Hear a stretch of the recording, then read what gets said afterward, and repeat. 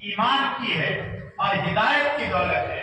اس وقت یہ فتنوں کا زمانہ ہے، اس وقت جو حملہ ہو رہا ہے، جو اٹیک ہو رہا ہے، وہ ہمارے ایمان پر ہو رہا ہے، ہمارے یقین پر ہو رہا ہے، ہماری فکر پر ہو رہا ہے، ہمارے مسلک پر ہو رہا ہے۔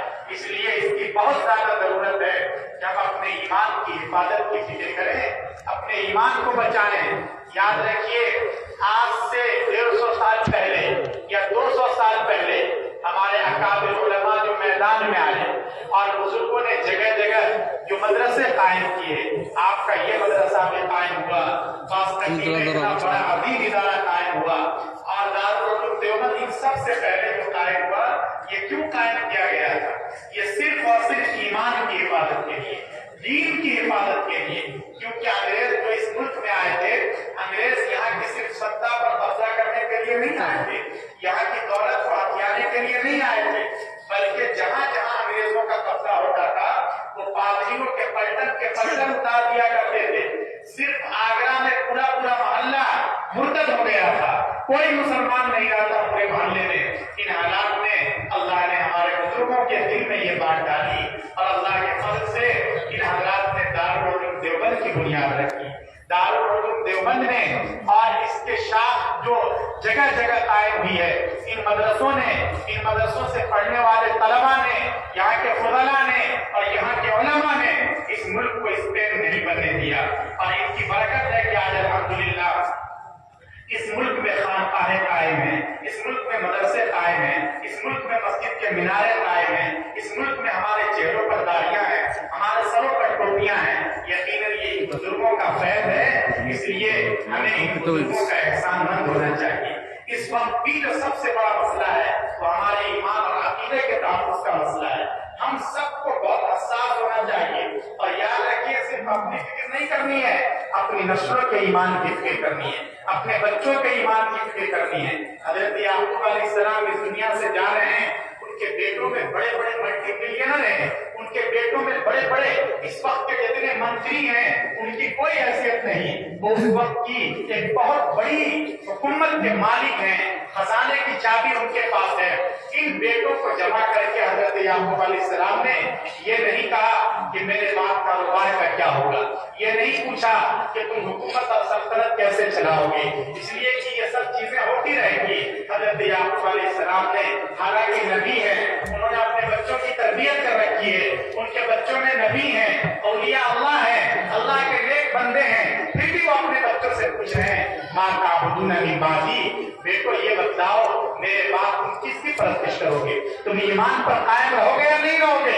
یا کہیں حالات آئے اور پریشان کن مسائل آئے تو تمہارے قدم ڈگمگا جائیں گے؟ مجھے اس کی گارنٹی چاہیے۔ تو جب ایک نبی کو اپنے نسلوں کے بارے میں اتنی فکر ہے تو ہمیں اور آپ کو اور زیادہ فکر کرنے کی ضرورت ہے۔ اس لیے یاد رکھیے یہ بچے ہمارے پاس امانت ہیں، اگر یہ بچے بگڑتے ہیں، اگر یہ بچے غلط راہ پر جاتے ہیں تو کل کو ہماری بھی کچھ ہوگی۔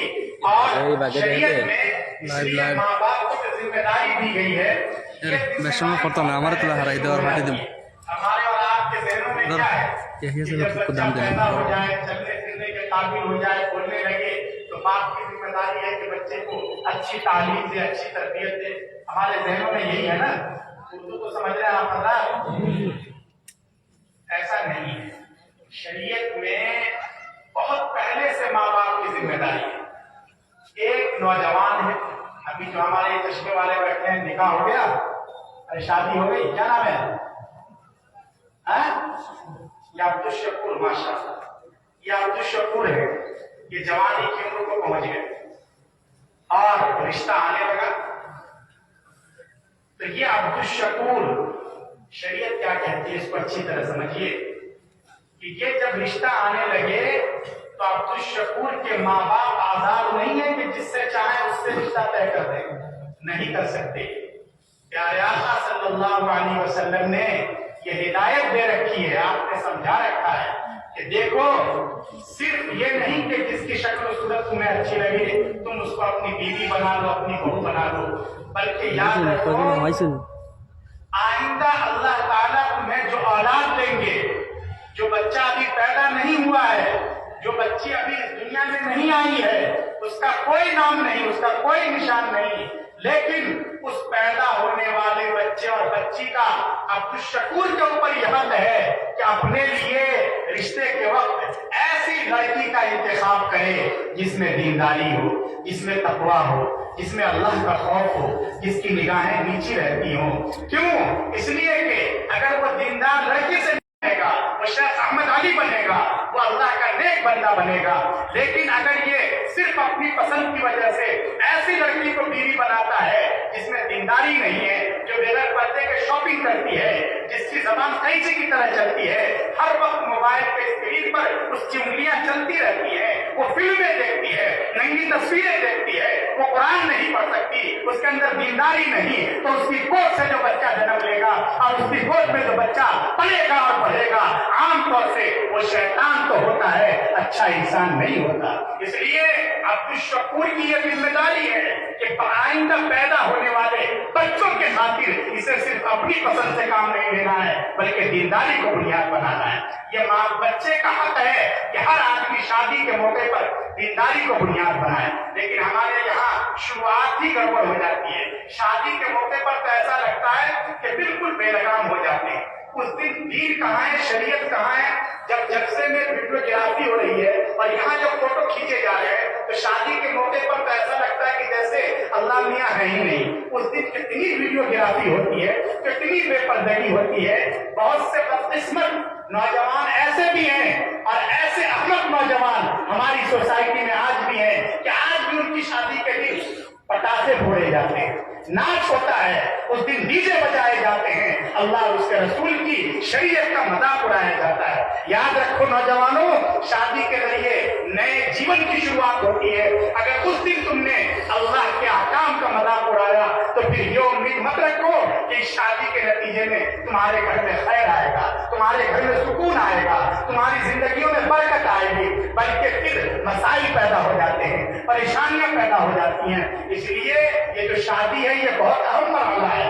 इसको सुन्नत के मुताबिक, शरीयत के मुताबिक, सादगी के साथ और शरीयत की पाबंदी के साथ करने की जरूरत है। बच्चे का हक उसी वक्त से शुरू हो जाता है कि जब बच्चा माँ के पेट में होता है, उस वक्त भी उसका हक है कि माँ को इस बात का ख्याल रखना चाहिए, बाप को इस बात का ख्याल रखना चाहिए कि जबान से गालिब गुरूज न करे, वो उनके पेट में बिल्कुल हलाल रुकना चाहे, कोई गलत बात न करें। क्यों?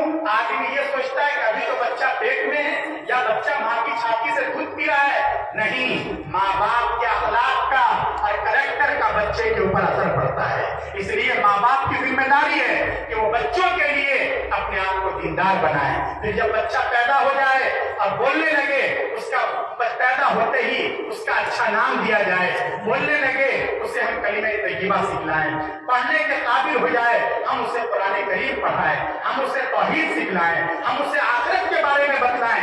याद रखिए, हम ये नहीं कहते कि अपने बच्चों को आप अंग्रेजी न पढ़ाएं, आप अपने बच्चों को साइंस न पढ़ाएं, क्योंकि हमारी कौम को जिस तरह अच्छे हाफिजों की जरूरत है, अच्छे कारियों की जरूरत है, अच्छे आलिमों की जरूरत है, अच्छे मुफ्तियों की जरूरत है, इसी तरह हमारी कौम को अच्छे डॉक्टर्स चाहिए, अच्छे लॉयर्स चाहिए, अच्छे इंजीनियर्स चाहिए, अच्छे डिग्री होल्डर्स चाहिए। लेकिन हम जो बात आपसे कहना चाहते हैं वो ये कि आप अपने बच्चे को कुछ भी बनाएं, कुछ भी पढ़ाएं, बड़े से बड़े ओहदे पर पहुंचा दें, लेकिन उसके दिल और दिमाग में ये बात बिठा दें कि वो पहले और आखिरी नंबर पर सिर्फ और सिर्फ मोहम्मद अरबी सल्लल्लाहु अलैहि वसल्लम का गुलाम है और यही उसकी सबसे बड़ी पहचान है। अगर ये बात उसके दिमाग में है तो अगर डॉक्टर बनेगा तब भी आपकी आंखों की ठंडक बनेगा, अगर इंजीनियर बनेगा तो आपके पैर धोएगा, आपकी खिदमत करने में अपनी सादत समझेगा, उसका दिमाग आसमान पे नहीं जाएगा, वो मिल्लत के काम आएगा, वो बुजुर्गों की गुलामी को